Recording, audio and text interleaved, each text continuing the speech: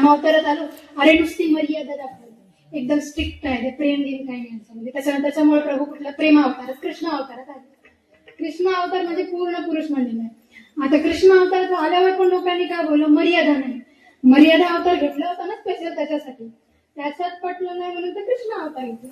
मग मुले दुर्जनाचा संहार करत नाही, थोडं भोळं पाहिजे. कृष्ण म्हणजे एकदम शातीर आहे, त्याच्यासाठी शिवजीचा अवतार. भोळाच शंकर पाहिजे ते की भस्मासुराने वर मागितलं, भस्मासुराला वर दिलं की ज्याच्या डोक्यावर हात ठेवशील ते भस्मासूर पलटला, भस्मासूर शिवजीच्या डोक्यावर हात ठेवायला आला. आता असे भस्मासूर आपल्यामध्ये बसलेले आहेत.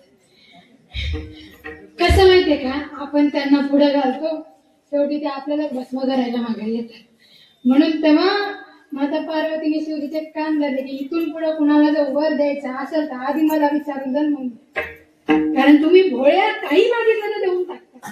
प्रत्येक अवतार घेतलेला आहे ना देवाने, मग त्याच्यासाठी तुम्हाला बरायचं. मग देव पावल कधी, तुम्हाला एक जॉब घ्यायचे, जॉब साठी तुम्हाला शिक्षण शिकावं लागतं, डिग्री पाहिजे, किती साऱ्या डिग्री घेऊन एक जॉब भेटत नाही, पण लागतं ना तुम्हाला, शिक्षण शिकावं लागतं तर जॉब भेटतो. मग तो जगाचा मालक आहे, तुम्ही त्याच्या नामाचं स्मरण करत नाही, तो फुकट भेटेल का तुम्हाला? स्मरण म्हणून म्हणजे लोकांना सवय असते की आम्ही तिथं कुठेही गेलं त्यांचं काहीतरी स्मरण म्हणून आणि ते चमचे टाकले, आमच्या माझ्याजवळ आला, रागात बोलला, हे असे कसे काय तुम्ही आमच्या हॉटेलमध्ये चमचे घेतले?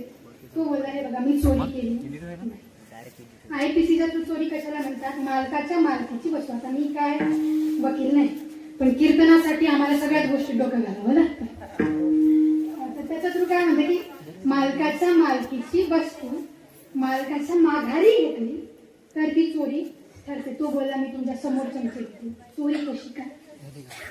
चोरीच नाही, पण तो बोल मालिक तुला घेतले कशाला तुम्ही? तो बोलला, एवढे का चम्मच असतं घेतले. आता 2 क्षेत्रामध्ये चमच्यांचं खूप महत्व आहे. एक हॉटेल, मी बोलत बाकी मी बोलत नाही.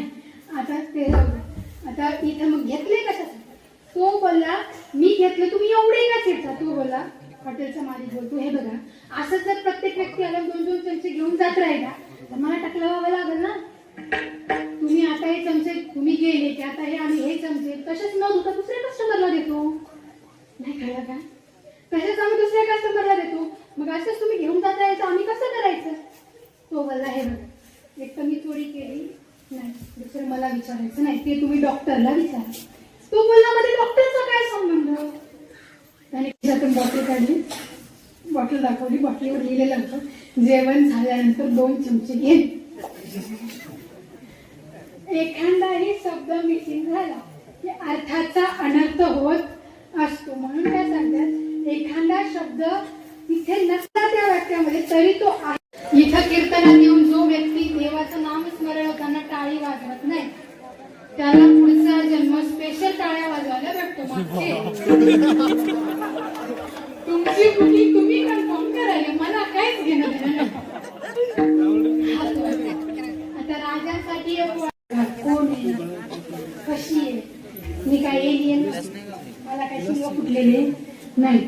एक गोष्ट लक्षात ठेवायची, कीर्तनकार महिला असो पुरुष असो, तो कसा दिसतो कसा असतो याच्यापेक्षा तो आपल्या धर्मकार्यासाठी आला आणि कीर्तनकार म्हणून आला, ते धर्मकार्यासाठी आपल्याला उपस्थित राहायचं असतं. आता काही लोक मला येऊन भेटतात, काही म्हणतात गावामध्ये आम्हाला महिला अखंड हरिनाम सप्ताह करावा लागतो का? पब्लिक येत नाही, महिलांचे कीर्तन ठेवली की माणसं जास्त येतात. आता हे कसं आहे, भजनाची गोडी हे आपल्याला कचकच कांदेवाल्याला भजनाची गोडी कळत नाही, तुम्हाला कचकच कांदाच लागतो. धर्म काय भजन काय याची गोडी तुम्हाला कळूच शकत नाही. त्याच्यासाठी इथं येऊन इथं त्याला मग धर्मासाठी द्यावं लागतं, ते आम्ही करत नाही. धर्माचं पालनारे काय करायचं, करायला आहेत ना धर्माचं रक्षण, एवढे सगळे लोक करायचे, आपल्याला काय गरज धर्माचं रक्षण करायचं? धर्माचं रक्षण करणं म्हणजे डायरेक्ट शास्त्र घेऊन निघणं. धर्माचं रक्षण करणं म्हणजे प्रत्येक व्यक्ती गौरक्षकच व्हावा, प्रत्येक व्यक्ती धर्मरक्षकच व्हावा, प्रत्येक व्यक्ती गुंडाच व्हावा. आता गुंडा का बोलले पुढे समजा असं नाही आहे, तुम्ही तुमच्या जागी राहून पण धर्मरक्षा करू शकता. शिवरायांनी पण धर्मरक्षा केली ना. तर सामर्थ्य बघा शिवरायांमधलं, वाघिणीचं दूध काढण्याचं सामर्थ्य होतं शिवरायांना. आपण इथं बेंडके आले ते इथं कुणी तिथं चालेल, आपण आपण मेंढकीला घाबरणारे शिवराय, आम्ही स्वतःला शिवरायांचं नाव आश्चर्य नाही का शिवरायांचं नाव. आता हे बघा, गुरु समर्थांचं पोट दुखलं, घोड्यावरती ताप टाकून राजे निघाले, गडावरती गेले. वैद्यराजांना म्हणतात, वैद्यराज काय बुटी भेटत नाही, गुरुदेवांचं पोट दुखणं कमी होत नाही. वैद्यराज बोलले, बुटी आहे पण वाघिणीच्या दुधात सोबत घेतली तरच तिचा फायदा होईल. लगेच राजे बोलले की मी वाघिणीचं दूध चालू आणि गेले जंगलामध्ये. जंगलामध्ये गेले, सकाळची वेळ, वाघीण कुठे भेटणार, वाघीण काय भेटत नव्हती. पण वाघिणीचे 2 बछडे झोपांमधून येतात. राजांनी ज्ञानात तलवार काढली आणि हवेत प्रहार केला. जसा तलवारीचा प्रहार झाला, आवाज झाला, वाघीण चौताळून बाहेर आली. तिला वाटलं माझ्या लेकरांवरती कुणीतरी आघात केला. राजांच्या अंगावर राजांनी तलवार सहज धरून तिच्या अंगावरती फेकली. वाघीण जागीच स्तब्ध झाली. राजांच्या चेहऱ्यावरती तेज बघून वाघीण राजांना बोलायला लागली की तुम्ही आहात कोण, महापुरुष दिसताय, तुम्ही साधारण व्यक्ती दिसत, तुमच्या चेहऱ्यावरचं तेज सांगा. तर मला सांगा, वाघीण बोलते का? वाघीण बोलते का? वाघिणीची भाषा आपल्या वाघाचे छत्रपती शिवाजी. आता स्वतःचं आचरण आणि त्यांचं आचरण. राजांनी दूध काढलं. राजे बोलले माझ्या गुरुदेवांचं पोट दुखतं, मला दूध हवं. वाघीण बोलली मला प्रभू श्रीरामांचा शाप आहे की माझं दूध जोपर्यंत माझे बछडे मला पिणार नाही तोपर्यंत निघणार नाही. शिवाय बोलल्या तू नको काळजी करू. राजाने दूध काढायला गेले, दूध नाही निघालं. राजांनी हात जोडून ओठातल्या ओठातून काहीतरी बोलले.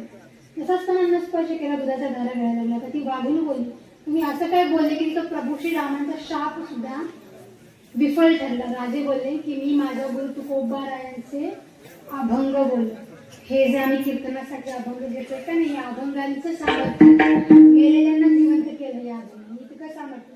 आता तुम्हाला ते तुझ्यासाठी गेले वनच पाहिजे. काय ते, त्याची सुरुवात काय? बोला बोला, काय ते, काय ते, काय मला माहिती, मला एवढंच माहिती. काय ते तुम्हाला बरं माहिती. गेले होते का विठ्ठला?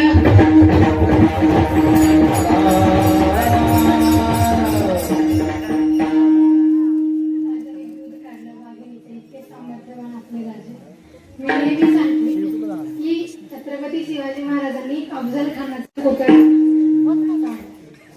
धर्मवीर संभाजी महाराजांनी वाघाचा जबडा. आपले पोरं काय करतात, वाट्यावर बसून पुढे दुसरं काही होत नाही, जाता रंगून जातात बस. बरं, पण आपल्याला वाटायला तर पाहिजे की आम्ही ज्या मुखाने होतो. लोक हे शिवजयंती करताना कसं असं कळत, एक तर फुल लावून राहिलं आणि इकडे सांगतात आम्ही शिवजयंती करतो. तू मर, तू मेल्यावर तुझं तेरवा आम्ही करू. कशामुळे? एक तर ते ड्रिंक करून खाऊन त्या अपवित्र तोंडाने तुम्ही राजांची की म्हणलं की लगेच जय म्हणाला येतं. धर्माचा अपमान कोण करतो? तुम्ही करताय ना. ते करतील त्यांचं सामर्थ्यही नाही मी आपल्या धर्माचा अपमान करायचं. पण अपमान कोण करतंय? तुम्ही. राजांनी वाघिणीचं दूध काढलं, आपण कुत्र्याला घाबरतो.